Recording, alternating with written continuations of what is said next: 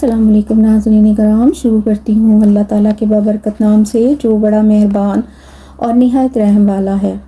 باغ سے نکلنے کے بعد آپ صلی اللہ علیہ وسلم نے مکہ کی راہ لی۔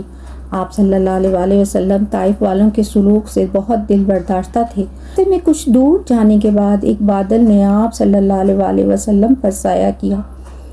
اس بادل میں حضرت جبرائیل امین تھے اور 7 پہاڑوں کا فرشتہ تھا۔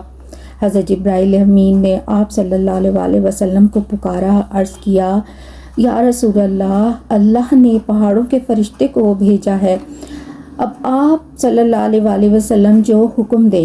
پہاڑوں کے فرشتے نے کہا، آپ صلی اللہ علیہ وسلم حکم دیں تو میں انہیں 2 پہاڑوں کے درمیان کچل دوں۔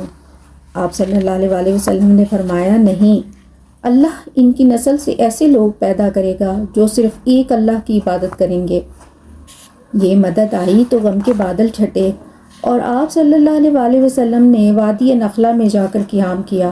وہاں جنوں کی ایک جماعت نے اسلام قبول کیا۔ اس کا ذکر سورہ کاف اور سورہ جن میں آیا ہے۔ اس کے بعد آپ صلی اللہ علیہ وسلم مکہ کی جانب روانہ ہوئے۔ آپ صلی اللہ علیہ وسلم نے قریش کے شر سے بچنے کے لیے ہیرا میں چند دن قیام کیا اور احتیاط کے طور پر پناہ کے لیے کچھ لوگوں کو کہا، مگر صرف موتم بن عدی نے قبول کیا۔